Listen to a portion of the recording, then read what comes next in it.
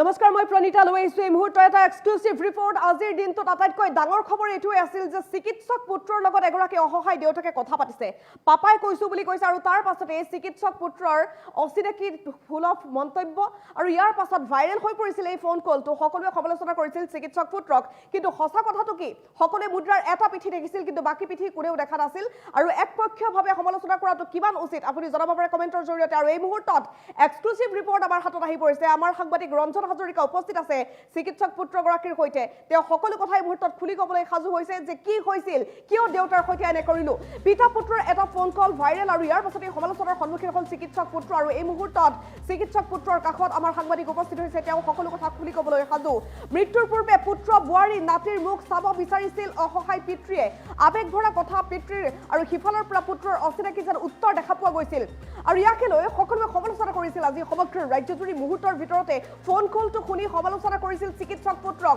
সকলোৱে ছ'চিয়েল মিডিয়াত লিখিবলৈ আৰম্ভ কৰিছিল কিন্তু সেয়া আছিল মুদ্ৰাৰ এটা পিঠি বাকী পিঠিটো কোনেও দেখা নাছিল অৰ্থাৎ একপক্ষীয়ভাৱে মানুহে সমালোচনা কৰিবলৈ আৰম্ভ কৰিছিল ইটো পিঠি নেদেখাকৈয়ে মানুহে আৰম্ভ কৰি দিছিল বু বাবা যেনে পুত্ৰ নথকাই ভাল কুলংকাৰ পুত্ৰ ইত্যাদি ইত্যাদি ক'বলৈ আৰম্ভ কৰিছিল কিন্তু এটা পক্ষৰ কথা শুনি সমালোচনা হোৱাটো কিমান উচিত নে অনুচিত আপুনি জনাওক নিশ্চয় নহয় আমি সন্ধান উলিয়াইছোঁ চিকিৎসক পুত্ৰৰ এই মুহূৰ্তত তেওঁৰ কাষত গৈ উপস্থিত হৈছে আমাৰ সাংবাদিক ৰঞ্জন হাজৰিকা টাইমেটৰ সন্মুখত পুত্ৰই ক'লে কিয় এনে কৰিলোঁ মই এই মুহূৰ্তত পোনপটীয়াকৈ আমি যাব বিচাৰিছোঁ ৰঞ্জনৰ ওচৰলৈ ৰঞ্জন কি কয় তেওঁ যিহেতু দেউতাক বৰ্তমান নাই তেওঁৰ বিয়োগৰ পাছত চিকিৎসক পুত্ৰই কি ক'ব বিচাৰিছে গোটেই কাহিনীটো আমি জানিব বিচাৰিম আপোনাৰ জৰিয়তে ৰঞ্জন চাওক আজিৰ দিনটোত এটা সামাজিক মাধ্যম বা বাতৰিতে চালে আপোনালোকে গম পায় আৰু এই বাতৰিটো হৈছে পিতা পুত্ৰৰ যি ফোন ৰেকৰ্ডিং আৰু সেই ফোন ৰেকৰ্ডিংটো সামাজিক মাধ্যমত ব্যাপকভাৱে চৰ্চা হৈছে আৰু বাতৰিটো চৰ্চা হৈছে আৰু এই মুহূৰ্তত পিতা পুত্ৰৰ যি ফোন ৰেকৰ্ডিঙৰ ভাইৰেল হৈছিলে আৰু সেই সামাজিক মাধ্যমত চৰ্চা হোৱাৰ পিছতে মই পুত্ৰ চিকিৎসক অনলজ্যোতি বৰদলৈৰ ওচৰত আছোঁ তেওঁৰ সৈতে কথা পাতিবলৈ চেষ্টা কৰিম কি ৰহস্য আছে এই ফোন কলটোৰ আঁৰত কি কথা আছে কি ধৰণে তেওঁলোকে লৈছে সেই বিষয়ে কথা পাতিবলৈ চেষ্টা কৰিম আপোনাক স্বাগতম জনাইছোঁ আচলতে এটা ফোন কল ভাইৰেল হৈ আছে বা সকলোৱে পাইছে সামাজিক মাধ্যমে হওক বাতৰিত ভাইৰেল হৈ আছে কি আছে ৰহস্য কি হৈছিলে আচলতে ঘটনাটো কি ৰহস্য বেলেগ নাই ফোন কল কৰিছিলে নৱেম্বৰত মোক মোৰ দেউতাই আৰু প্ৰয়াত দেউতাই ফোন কল কৰি পেলাই কৈছিল যে তেখেতে আমাক চাব বিচাৰিছে এতিয়া আমাক মানে মই মোৰ ল'ৰা ছোৱালীকেইটাক চাব বিচাৰিছে আৰু এতিয়া এই ফোন কলটো আহিছে 18 বছৰৰ মূৰত 2006 চনৰ পৰা আমাৰ কোনো কণ্টেক্ট নাই কাৰণ তেখেতে আমাক আমাৰ ঘৰৰ পৰা ওলাই দিছিলে মোক মোৰ বাইদেউক আৰু মোৰ মাক ঘৰৰ পৰা ওলাই দিয়াৰ পিছত আৰু তেনেকৈ কোনো একো কণ্টেক্ট নাই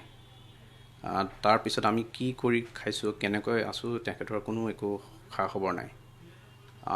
গতিকে সেইটো আছিল আৰু তেখেতে বিচাৰিছিল যে আহোঁ গতিকে মই প্ৰথমতে তেখেত বুলি ভবা নাছিলোঁ কাৰণ 18 বছৰৰ মূৰত ফোন কৰিছে আৱাজটো পুতুক ভালকৈ অহা নাছিলে কাৰণ নেটৱৰ্ক ভাল নাছিলে সেইকাৰণে প্ৰথমতে অলপ মই বোলো কোনোবা পেচেণ্টে ফোন কৰিছে নেকি সেইকাৰণে মই প্ৰথমতে সুধিলোঁ এই কোন হয় পিছত যেতিয়া গম পালোঁ তাৰপিছততো কথা পাতিলোঁ আৰু কথা পাতি পেলাই তেখেতক ক'লোঁ যে ঠিক আছে বাৰু মই চিন্তা কৰি চাওঁ কণ্টেক্ট ডিটেইলছবিলাক এড্ৰেছ মোক হোৱাটছআপ কৰি দিয়া তেওঁ হোৱাটছআপ কৰি দিলে তাৰপিছত আৰু বোলো ভাবি চাওঁ যাব লাগে নে নালাগে কিন্তু সেইটো ডিচিশ্যন লোৱাৰ আগৰে মই যেনেকৈ ক'লোঁ 18 বছৰ একো খবৰ খাতি নাই আৰু কেনেকুৱা অৱস্থাত আমি ওলাই আহিছোঁ তেনেকুৱা সেইটো কোনো নাজানে ইনফেক্ট তেখেতৰ নামত এখন FIR এখনো আছে দিছপুৰ থানাত 2006 চনতে কাৰণ মোৰ মাক আৰু মোৰ বাইদেউক এছল্ট কৰিছিলে আৰু মাকটো বহুত আগৰ পৰা এছল্ট কৰে সেইটোতো 2006 চনৰ তাৰ আগৰ যদি 30 বছৰো ধৰি লওক আপুনি তেতিয়াৰ পৰাই মানে আমাৰ জন্মৰ আগৰ পৰাই এইবিলাক টৰ্চাৰ ফিজিকেল টৰ্চাৰ সেইবিলাক হৈ আছে গতিকে সেইবিলাক বহুত কথা থাকে আৰু সেইদিনাখন যেতিয়া ফোন কৰিলে মই বোলো 18 বছৰ মূৰত কৰিছে বাৰু ভাবি চাওঁ কিন্তু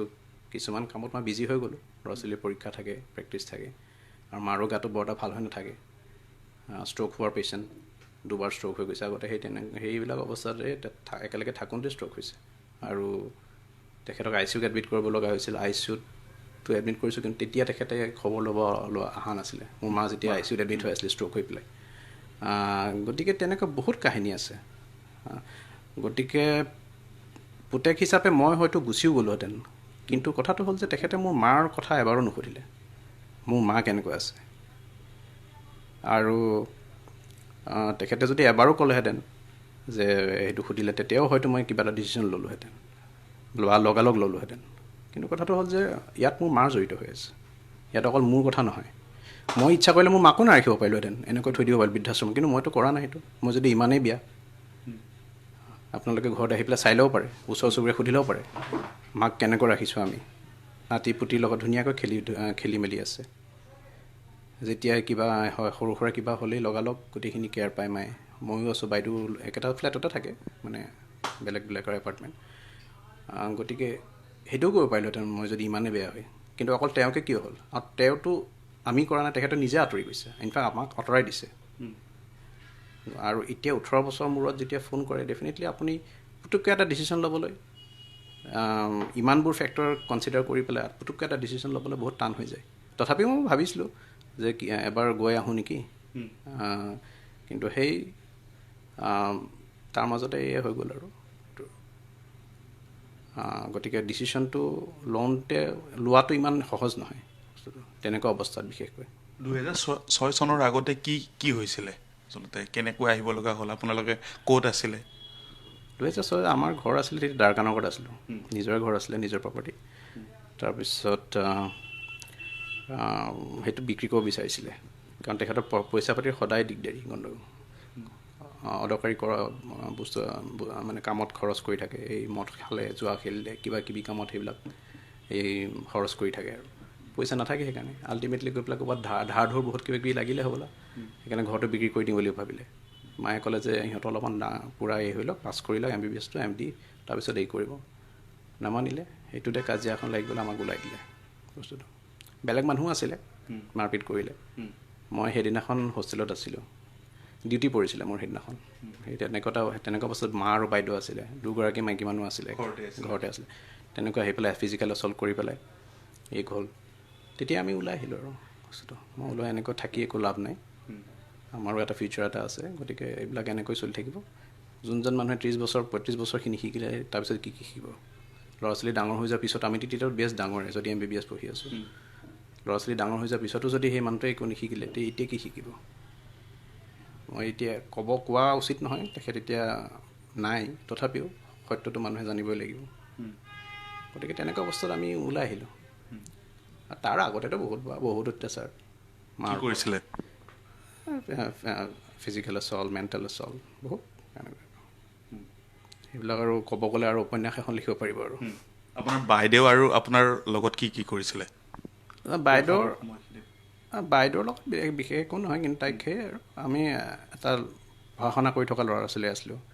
ভাল পৰিৱেশ এটা লাগে ন পঢ়া শুনা কৰি থাকিবলৈ আপোনাৰ পইচা পাতি নাথাকিব পাৰে কিন্তু পৰিৱেশটো এটলিষ্ট শান্ত হ'ব লাগে পঢ়া শুনা কৰি থাকিবলৈ গতিকে সেই শান্ত পৰিৱেশ এটা আমি নাপালোঁৱে তাৰ মাজতে আমি পঢ়ি মেলি মায়েও একচুৱেলি মাৰ কাৰণে গোটেইখিনি হ'ল মায়ে ধৈৰ্য ধৰি পেলাই আমাক দুটাকে ডাঙৰ দীঘল কৰিলে তেখেত শিক্ষয়িত্ৰী আছিলে স্কুল এখন কাম কৰিছিলে আজি যি আছোঁ মাৰ কাৰণে আছোঁ ময়ো বাইদেউ এতিয়া যি শ্ৰাদ্ধৰ কাম আছে বা দেউতা মৃত্যু হোৱাৰ পিছত যি কাম থাকে আপুনি কি ধৰণে কৰিছে এই কাম আজি ৰাতিপুৱা তিলনীটো কৰিলোঁ মই তিলনী কৰিছোঁ বাকী গোটেই নিয়মবিলাক মানি আছোঁ ব্ৰততে আছোঁ ইনফেক্ট মাও ব্ৰততে আছে সেইটো কথা মনত ৰাখিব মই মাক কৈছিলোঁ তই ভাবিছা ব্ৰতত এইবিলাক কাৰণটো বয়সো পাৰ্মিট নকৰে এতিয়া 75 হ'ল মায়ে কৈছে বোলে না মই বোলে ব্ৰতটো ৰাখিম বোলে গতিকে সেইটো এটা কথা চিন্তা কৰি চাব মানে মই দৰ্শকক কৈছোঁ যোনগৰাকী মানুহক আজিলৈকে একো এটা সন্মান দি নাপালে সেইগৰাকী মানুহেও ইমানবোৰ হোৱাৰ পিছতো ব্ৰতত ৰাখিছে গোটেইখিনি নিয়ম পালন কৰি আছে গতিকে সেই আৰু বাকী যিখিনি আছে কৰিম ইয়াতে কৰিব গুৱাহাটীতে কৰিম যোৰহাটত নাযায় নেকি যোৰহাটত যাবলৈ কোনো নাইও আগৰ বৰদেউতাহঁত চব ঢুকালেই আছে কোনোবা সম্বন্ধীয় মানুহ আছে কিন্তু ইমান বছৰটো কণ্টেক্টেই নাই ইমান এই দুদিনৰ আগতে ফোন কৰিছিলে ঢুকালে জনাবলৈ আৰু বস্তুটো কিন্তু কণ্টেক্টটো একো নাই বহুতে চৰ্চা কৰিছে বা পুত্ৰৰ কাৰণে এনেকুৱা হ'ল পুত্ৰক পঢ়াই শুনাই এনেকুৱা কৰিছিলে তেনেকুৱাভাৱে তেওঁলোকে নিগেটিভভাৱে লৈছে বহুতে মইতো ক'লোৱে ইতিমধ্যে যে পইচা পাতিৰ আমাৰ খুবেই টান নাছিলে আৰু মা শিক্ষয়িত্ৰী আছিল কাৰণেহে প্লাছ পিছলৈ গৈ পেলাই আমি এই স্কলাৰশ্বিপ পালোঁ সেইবিলাকৰ কাৰণে আমি কিবা কৰি পেলাই এইটো ষ্টেজ পাইছোঁ বাকীটো তেখেতৰ সেয়ে আছিল আৰু বাকী নিজৰ দুনিয়াতে থাকে আৰু তেখেত দেউতালৈ মনত পৰিছিলনে 2006 চনৰ পৰা এতিয়ালৈকে যেতিয়া ফোন কল নাহিছিলে তেনেকৈ মনত নপৰে কেইদিনমানৰ সেইটো ঘটনা হোৱাৰ কেইদিনমানৰলৈকে মনত পৰি আছিল কিন্তু মনত পৰিলে মানে ভালভাৱে নাহে মনত পৰিলেও কাৰণ যোনে ফেচ কৰিছে সিয়ে জানে বস্তু এইবিলাক মাজত ফোন হোৱা নাছিল নেকি নাই একো ফোন কল নাই ফোন নম্বৰ নাছিলে নেকি ফোন নম্বৰ নাই চেষ্টাও কৰা হোৱা নাছিল তেখেতৰো ফোন কৰা নাই কোন খবৰ লৈছিলে নে নাই কেতিয়াও লোৱা নাই আৰু কিবা যদি ফোন কল কৰিছিলোঁ আনন'ন নাম্বাৰ কেতিয়াবা পিক আপ নকৰোঁ তেনেকৈ থাকি যাব পাৰে নাজানো কিন্তু ফোন আমি তেনেকৈ পোৱা নাই মেছেজ দেউতাৰ নাম্বাৰটো আছিলে আপোনাৰ তাত নাই দেউতাৰ নাম্বাৰ নাছিলে আৰু মেছেজো এতিয়াতো হোৱাটছআপৰ জামানা আহি গ'ল হোৱাটছআপো একো কৰা নাই মানে যোগাযোগ হোৱা নাছিলে মাজতে হোৱা নাছিলে চিঠিৰ যোগেৰে চিঠি মাজতে আহিছিলে ছেপ্টেম্বৰ মাহত এই যোৱা বছৰ 2024 চিঠি এখন মোৰ ইয়াতে পেলাই থৈ গৈছে এইটো চেম্বাৰতে ৰেজিষ্টাৰ লেটাৰ এখন আছিলে ৰেজিষ্টাৰ্ড পোষ্ট আৰু একেখন লেটাৰ বাইদেউ পাইছিলে আৰু এটা কপি তেখেতে অভিযোগ কৰিছে যে আমি দুয়োটা তেখেতৰ সন্তান নহয় সেইকাৰণে তেখেতৰ নাম লৈ পেলাই আমি আমাৰ ডকুমেণ্টছবিলাক ওলাই আছোঁ আধাৰ কাৰ্ড এইবিলাক কিন্তু সেইকাৰণে আমি প্ৰমাণ কৰিব লাগিব যে তেখেতৰ আমি ল'ৰা ছোৱালী হয় আৰু সেইকাৰণে যি ডকুমেণ্টছ কিবা যদি প্ৰডিউচ কৰিব পাৰে কৰক নহ'লে বোলে ফাদিল কৰি দিব বোলে তেনেকুৱা এটা চিঠি এখন দিছে আৰু মানে তেনেকৈ আমি একো ৰেচপণ্ড নকৰিলোঁ তেতিয়া ৰেচপণ্ড নকৰি পেলাই সেইটো তাতে থাকি গ'ল আৰু কিন্তু তেতিয়া তেখেতে কৈছে যে তেখেত দেউতা নহয় আমাৰ আৰু সেইদিনাখন ফোন কৰিছে যে আমি যাব লাগে মনত পৰিছে গতিকে দুটা কণ্ট্ৰাডিক্টৰী কথাও কয় দেউতাটো হয় সেইটো মোক চবেই জানে কিন্তু চিঠিটো লিখি পঠায় যে আমি তেখেতৰ ল'ৰা ছোৱালী নহয় সেইবিলাক ইমান বছৰৰ মূৰত সেইটো এটা কথা আৰু এটা কথা এই ফোন কল যি কৰাও হৈছে সেইবিলাক এতিয়াতো তেখেত নাই সেইবিলাক ফাদিল কৰাৰ উদ্দেশ্য কি যোনকেইজন মানুহে ফাদিল কৰি আছে কি উদ্দেশ্য তাহাঁতিতো আমাৰ আগৰ এইবিলাক কথাটো এতিয়াহে ওলাইছে আগতেতো সেইবিলাক জানিও হয়তো নজনা ভাৱ ধৰিছে বা নাজানে হয়তো গতিকে সেই তেনেকৈ আৰু নিউজ চেনেলবিলাকেও ক'ব বিচাৰিছোঁ যে পুটুককৈ কিবা এটা নিউজ যাতে প্ৰচাৰ কৰি নিদিয়ে দুইফালে নজনাকৈ মাৰ সৈতে বিবাহ বিচ্ছেদ হৈছিলে নেকি কিবা তেনেকুৱা কথা ডাইভৰ্চ কেতিয়াও হোৱা নাই দেউতাই নিজে পঠাই দিছিলে আপোনালোকক নিজে পঠাই দিছিলে এইটো 2006 ঘটনা এতিয়া মাতৃয়ে কি ক'ব বিচাৰে আপোনাৰ মায়ে কি ভাবে এই ঘটনাটোক লৈ মায়ে কি ভাবিব আৰু মাৰ আৰু তেখেতক লৈ পেলাইতো মাৰ আৰু একোৱেই নাই যি আছোঁ আমি দুটাই আৰু আমাৰ ভালটোৱে তেখেতে বিচাৰে আৰু সেয়াই আৰু মা আছে এতিয়া ভালে আছে বয়স হৈছে আৰু আমাৰ লগতে আছে দেউতাৰ ফটো আছে এতিয়াও আপোনাৰ তাত আছে পুৰণি কালৰ এতিয়া ফটো চাব লাগিব পুৰণা এলবাম যদি কিবা আছে বহুত দিন খুলি চোৱা নাই সেইবিলাক চাব লাগিব এতিয়াতো নাই চাব লাগিব কেতিয়াবা আপোনাৰ সন্তানে সোধে নেকি ককাৰ কথা বা আপোনাৰ পিতৃৰ কথা সোধে নেকি